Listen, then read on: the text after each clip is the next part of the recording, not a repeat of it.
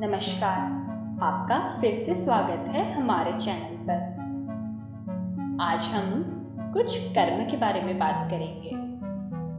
आपने अपने जीवन में क्या किया है, इससे ये तय हो जाता है कि आपको किस तरह के परिणाम की उम्मीद रखनी चाहिए।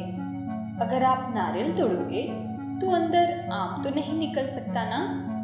कर्म फल भी उस हवा की तरह है जो साधारण रूप से दिखती नहीं, लेकिन महसूस जरूर होती है। चलिए इसे एक कहानी से समझते हैं।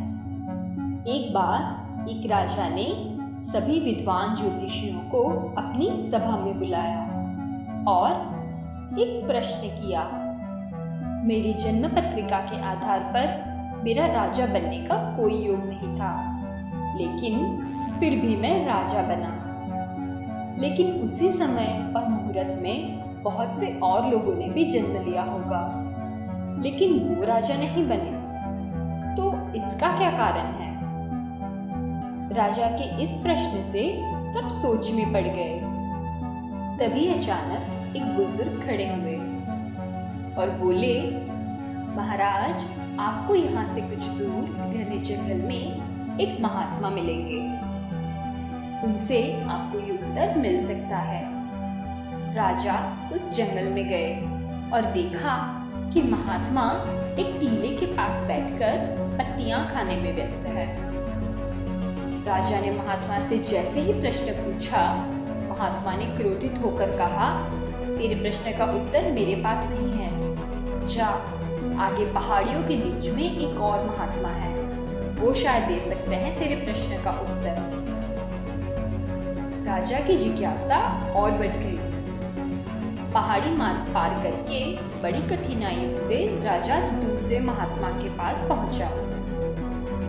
राजा ने देखा कि वो महात्मा मिट्टी खा रहे थे। इस महात्मा ने भी राजा को डांटते हुए कहा, मैं भूख से बेचैन हूँ, मेरे पास समय नहीं है। जा, आगे आदिवासी गांव में एक गरीब बालक है जो कुछ ही देर तक जिंदा रहेगा। वो बालक तेरे प्रश्न का उत्तर दे सकता है। अब राजा बड़ा बेचैन हुआ और सोचने लगा कि बड़ी अजीब पहेली बन गया है मेरा प्रश्न, लेकिन राजा की उत्सुकता प्रबल थी।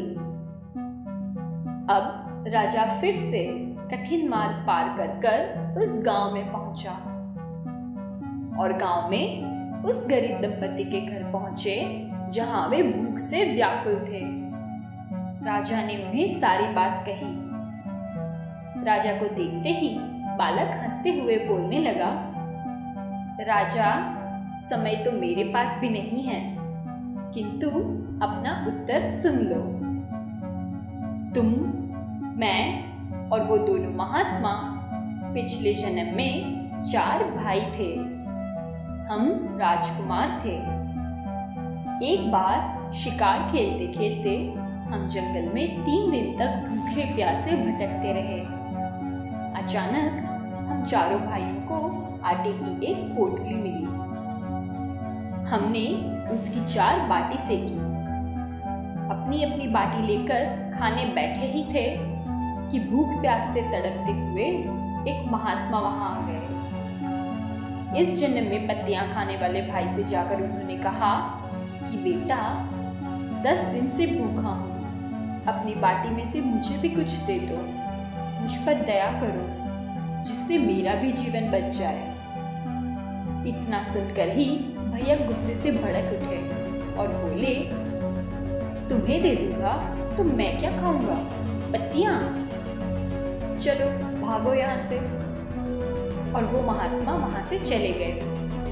फिर वह इस जन्म में मिट्टी खाने वाले भाई के पास आए और उनसे भी अपनी बात कही, लेकिन उन भैया ने भी महात्मा से गुस्से में आकर कहा कि बड़ी मुश्किल से प्राप्त हुई है ये बाटी, तुम्हें दे दूंगा तो मैं क्या मिट्टी खाऊंगा? भूख से लाचार वे महात्मा उसके बाद मेरे पास आए, मुझसे भी बाटी मांगी, लेकिन मैंने भी मुख में धैर्य खोकर उनसे ये कह दिया कि चलो आगे बढ़ो, मैं क्या भूखा मरूं? अंतिम आशा लिए वो महात्मा आपके पास भी आए और आपसे दया याचना की।